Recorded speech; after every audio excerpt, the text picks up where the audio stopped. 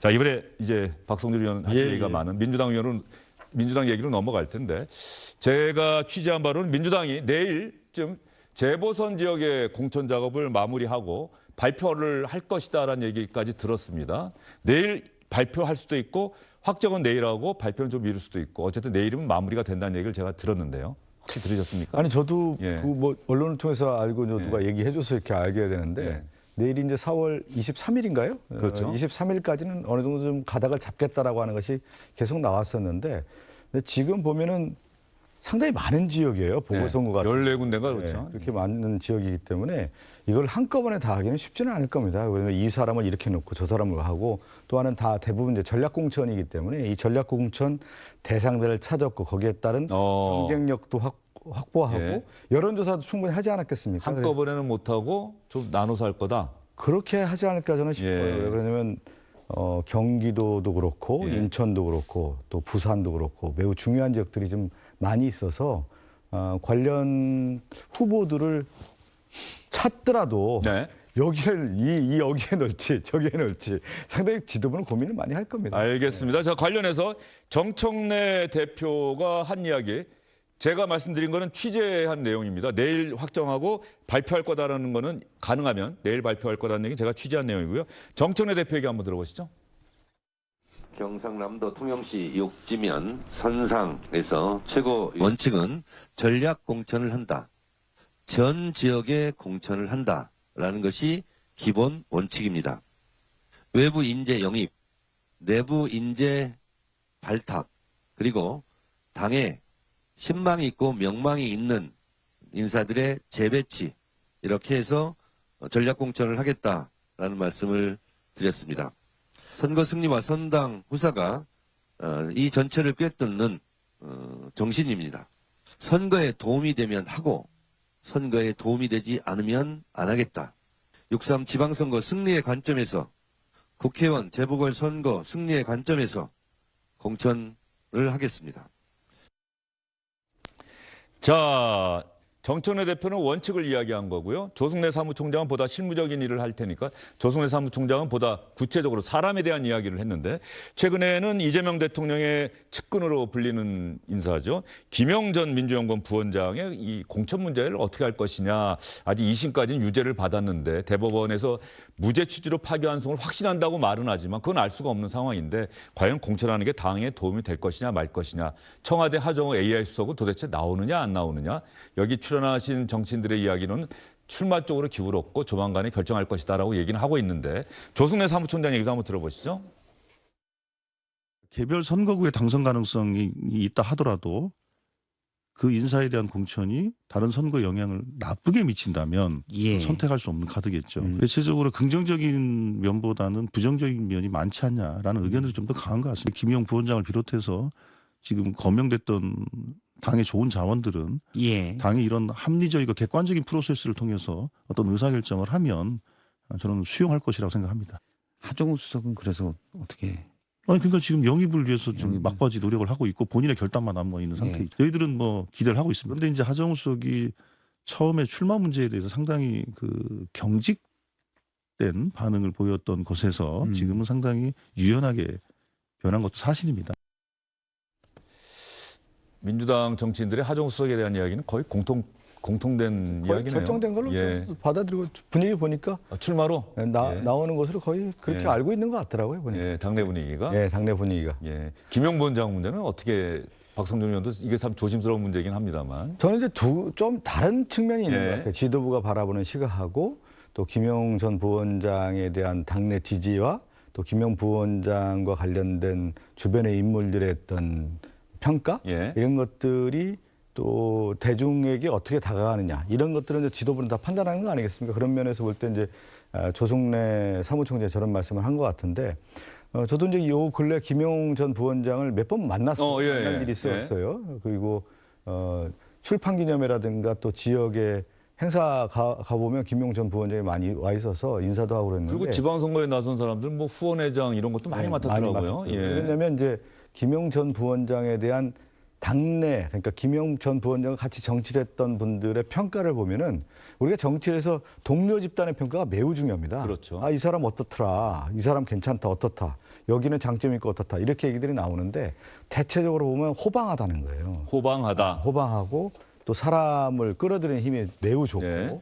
정치력도 좋고 정치 감각도 좋다는 겁니다. 그런데 이제 이재명 대표와 정치를 하면서 어려움을 겪었고 그 어려움을 겪은 가운데 그래도 정치적 기회가 있어야 된다라고 하는 쪽에 있는 분들이 또 당내에서는 상당히 많습니다. 네. 그렇기 때문에 또 김용 전 부원장이 저런 활동들을 하는 거고 또는 저는 개인적으로 볼 때 정치인은 누구에게 기대서는 어렵더라고요. 자신의 오로지 결정력을 가지고 이 순간에 내가 결정하고 내가 돌파하겠다고 하면 돌파해서 얻어내는 것이 정치인이지 내가 갈까 말까 저 사람은 저런 의견 내는데 내 생각은 맞는가 이렇게 해가지고는 좌고우면에서는 안 되는 거기 때문에 저는 김용 전 부원장은 지금 시점에서 승부수를 던진 것 같습니다.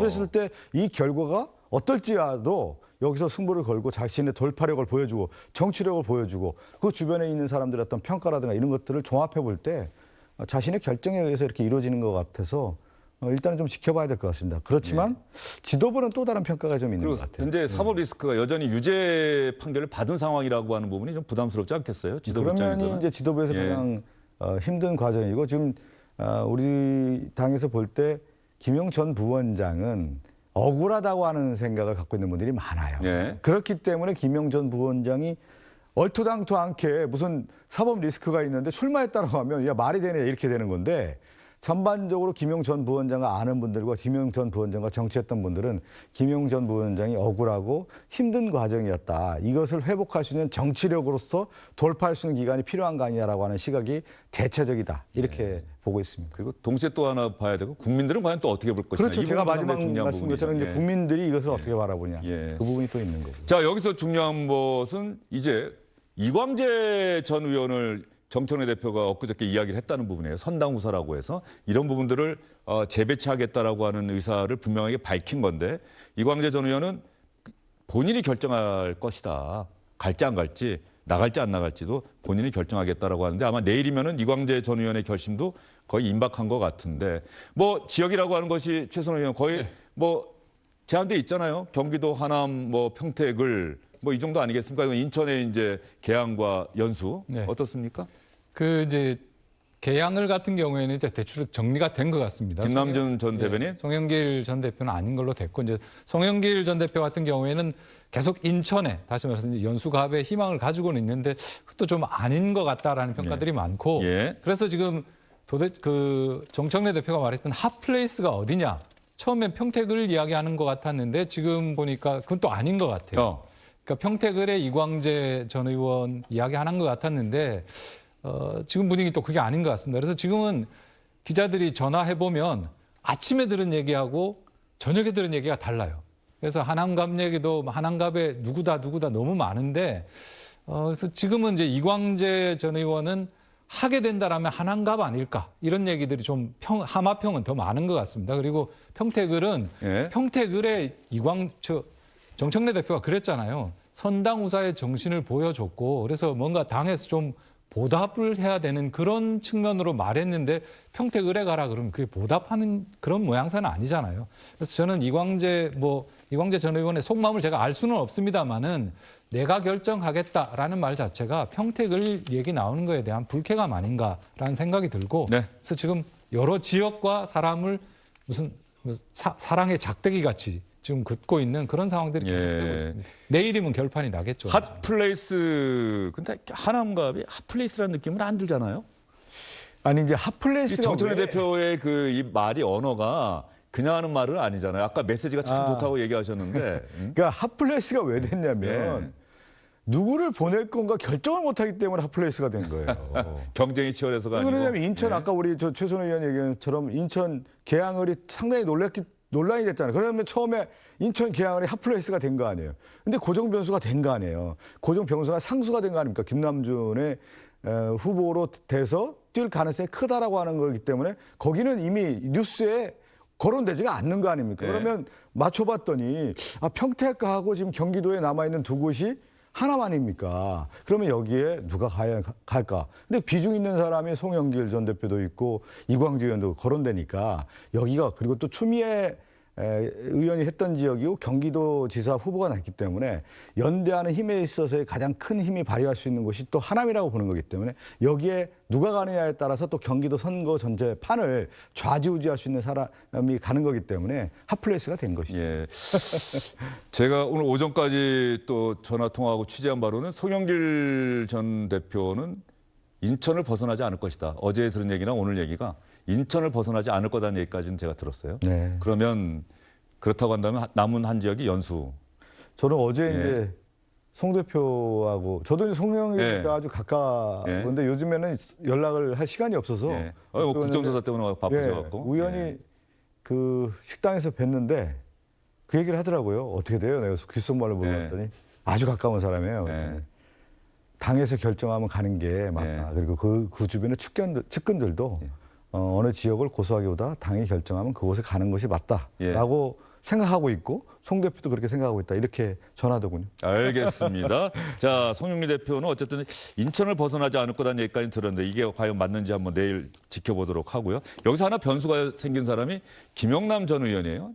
예전에는 어쨌든 보수 정당에 몸을 담았던 거죠. 그런데 최근에는 이제 패널하면서 정치 패널하면서 뭐 개혁신당 쪽으로 갔다가 지금 이 점점 민주당 쪽에 가까워졌다는 얘기를 들었는데 김영남 전 의원에게 민주당 지도부가 이번 재보선 출마를 타진했다는 기사가 나와서 저희가 직접 김영남 전 의원에게 또 전화 통화를 해봤습니다. 한번 들어보시죠.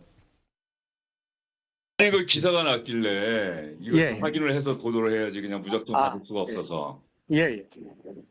어떻게 지금 뭐 예. 당에서 연락 온 게 맞고요. 예. 그래서 당에서 6.3 보궐선거에 출마할 수 있냐. 예. 그리고 출마 지역은 당이 알아서 결정해도 되겠냐. 해서 둘 다 예스 했습니다. 예. 아주 뭐 속시원하게 이야기는 해줬는데 그럼 김영남 전 의원도 출마 의사가 분명히 있고 그러면 김영남 전 의원도 선거를 치렀던 적이 예전 국회에 냈던 적이 수원 아닙니까? 수원이죠. 경기도일 그러면 또 경기도일 가능성이 있단 그러니까, 말이에요. 예. 그러면 이제 가까운 지역이 될 수도 있는 거고. 근데 평택은 이 조국 대표 변수가 이게 만만치가 않아 보여요. 사실 그렇죠. 민주당이 예. 공천하겠다고는 하는데. 네, 맞습니다. 예. 그런 면에서는 저도 그냥 당 지도부가 어떤 결정을 할지 모르겠는데 정청래 대표가 모든 지역에 전략 공천하겠다고 하는 건데 저는 좀 여지를 둬야 되는 거 아닌가 싶어요. 그러니까 조국 대표뿐만 아니라 우리 민주당 진영을 좀 더 포괄적으로 할 수 있고 진영을 넓게 가져가려고 하면은 그런 여지를 좀 둬야 평택을 도 그런 지역이 아닌가 싶어서 지도부가 또 내일 어떻게 결정할지 지켜봐야 되겠네요. 내일은 어쨌든 민주당은 재보선 발표를 하면 아마 정치부 기자들의 그 관심을 온통 민주당으로 또 쏠릴 가능성이 상당히 높아 보입니다. 네. 반면에 국민의힘은 언제쯤 발표를 한다고 하죠? 오늘 아침에 이제 공관위원 네. 몇몇 공관위원들하고 좀 이야기를 해봤는데 오늘 중으로 경기도의 몇 곳은 공개를 할지 안 할지 모르겠지만 이 결정이 될 가능성이 높다 이런 말씀 좀 전해 들었어요. 그래서 경기도 국회의원이요? 예, 재보궐에서 그래요? 내부적으로 논의가 예. 아마 발표를 할지는 모르겠는데 결정이 될 것 같고 제가 어디 기사를 봤더니 29일에 민주당의 광역단체장 현역 의원들이 사퇴를 발표하면 그때 논의를 시작한다는 기사 때문에 당내가 시끄럽다 그랬는데 그거보다는 좀 빨리 되는 전 모양이죠? 지역까지는 아닌 것 같고 예. 경기도의 일부 지역에 대해서 말씀 주셨으니까 아마 발표를 할 것 같고 조금 전에 아까 김용 전 부원장 말씀하신 잠깐 말씀드리면 박 의원님께서 너무 좋게 말씀해 주셔가지고 저는 김용 전 부원장에 대한 인품은 모르겠지만 민주당 의원들이 오히려 김용 전 부원장의 입을 무서워하는 거 아닌가 싶어요. 이분 공천을 안 줬다가 이분이 알고 있는 뭐 대장동 건이라든지 아니면 경선 과정에서 있었던 의혹들이라든지 그런 것을 이게 불기 시작하면 오히려 청와대에 문제가 될 수도 있으니까 챙겨줘야 된다라는 그런 것들이 있는 거 아닌가 싶기도 하고 이번 지방선거가 어찌되었든 이재명 대통령의 국정 지지율이 높습니다. 대체적으로. 그 상황 어려운 상황인데 저희 국민의힘이 기대 볼 수 있는 딱 두 가지가 민주당의 국정조사 조작 기소 특위 굉장히 역풍 맞고 있는데 세게 해주고 있는 거 저희 감사하게 생각하고 있고요. 두 번째로 이 김용 전 부원장 건입니다. 민주당 공천하면 아마 저는 국민적 이 역풍 굉장히 크게 맞을 것 같아서 저희 국민의힘은 그 두 가지에 일단 많은 보고 있습니다. 다음 얘기로 넘어갈까 했는데 김용태 의원이 박성준 의원에게 아주 직격했어요. 박성준 의원 뭐 답변을 듣고 가야겠죠. 뭐 그렇지는 않고요. 이제 당내 기류라고 하는 것이 이제 동지 의식도 있는 거고 또 서로 정치할 때 어려움이 있다고 하면 또 어려움을 또 극복해 주는 거고 같이 가는 거죠. 그러니까 국민의힘이 왜 이렇게 망했냐. 서로 그냥 다 치는 거예요, 그냥. 서로 배신하고. 그러다 보니까 국민의힘이 이렇게 되는 거 아니겠어요? 정치라고 하는 것이 보듬어 주고 어우러주고 같이 가고 연대하고 그런 가운데 있는 거고, 또 윤석열 정권이 어떤 정권이었냐에 대한 것을 명확하게 밝혀주는 것이 이번에 윤석열 정권 조작 기소 국정수사 특위에서 하는 겁니다. 그래서 특위에서 하니까 어제도 그런 얘기가 나왔잖아요. 우리가 대선 때 그렇게 김만배 누나가 윤석열의 아버지 집을 사줬다. 근데 어떻게 이렇게 산 거냐. 도저히 알 수가 없었는데 어제 남욱 씨가 얘기하기를 그 연결을 박영수 전 고검장이, 박영수 변호사가 그 집 사는데 연결해줬다는 거 아니에요. 왜 연결해줬을까요? 2011년도에 조우영이라고 하는 그 부산저축은행 대출 비리 사건의 브로커가 조우영입니다.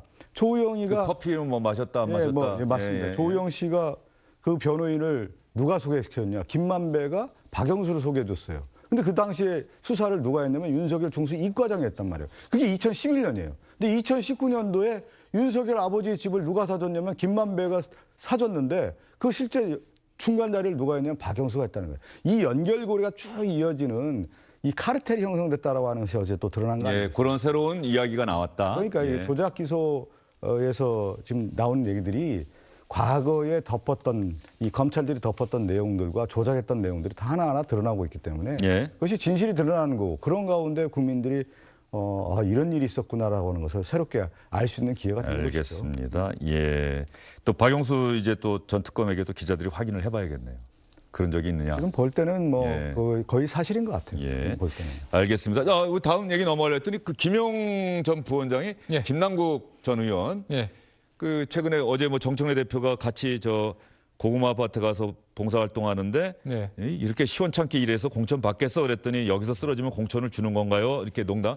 김남국 전 의원은 이 주변 그 선배들한테는 상당히 좀 이쁨을 받는 스타일인 것 같아요. 이렇게 말하는 거 보면 참 격이 없고 다들. 네, 친화력이 뛰어난 것 같습니다. 근데 김용 전 부원장이 김남국 저 대변인, 지금 민주당 대변인 향해서 또 공천 받는다면 그거야말로 특혜 아니냐. 약간 날선 반응을 또 언론 인터뷰에서 한 것 같아서. 이제 요즘 말로 하면 저격을 했죠. 같은 친명인데. 며칠 전부터서 이 얘기를 하고 있습니다. 그러니까 지난번에 전략공천이 됐기 때문에 이번에 또 전략공천을 받으면 특혜 아니냐 이런.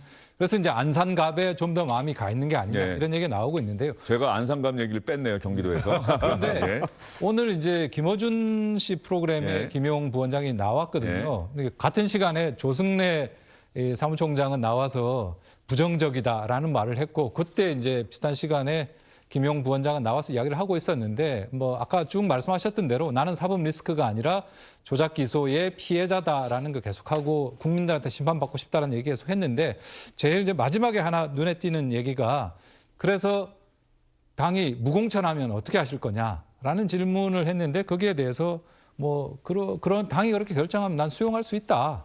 그러나 꼭 하고 싶다. 이런 정도 톤으로 답을 했습니다. 알겠습니다. 자, 민주당 재보선의 윤곽은 어쨌든 내일 발표가 되면 여러분께서 확인하실 수 있을 것 같고요. 저희가 오늘 여담 야담 정리하면서 최근의 여론의 흐름을 한번 보면서 한번 이야기를 나누고 싶어서요. 먼저 한국리서치와 부산 KBS가 공동으로 실시한 여론조사 봤더니 전재수 민주당 후보와 박형준 국민의힘 후보의 지지율 격차가 40대 34. 오차범위 아닌 거죠, 이러면. 그런데 저 항상 오늘 저희가 말씀드릴 건 그 가운데 있는 회색으로 돼 있는 수치입니다. 이 모름 무응답이라고 아직 지지 후보를 결정하지 못했다는 그 응답층이 24라고 하는 부분이, 이게 어쨌든 간에 아직은 결과를 좌우할 수 있는 정도의 수치라고 하는 점, 또 전재수 후보와 박형준 후보의 격차가 좀 줄어들었다는 점. 다음 한국리서치와 창원 KBS가 경남지사 후보, 민주당 김경수 후보가 저 사진이 37. 37인데 사진이 김경수 후보 사진이 맞습니다. 맞죠? 김경수 후보가 저런 또 모습도 있군요. 그다음에 국민의힘 박한수 후보가 27, 10% 포인트 차인데 모름 무응답, 지지 후보 없음이라고 해석될 수 있는 층이 35라고 하는 점이 또 상당히, 경남지사는 그야말로 현재로서는 여론의 흐름이 김경수 후보 쪽에 쏠린 것 같아 보이긴 하는데 조금 알 수 없다. 자, 에이스 리서치와 대구 MBC가 조사한 거, 김부겸 대 추경호 가상 대결입니다. 49.2 대 35.1. 김부겸 대 유영아 52.6대 26. 이 추경호 유영아는 국민의힘의 예비 경선을 통과한 2명의 후보라는 거예요. 그런데 가운데 수치 모름 무응답 15.7, 21.4.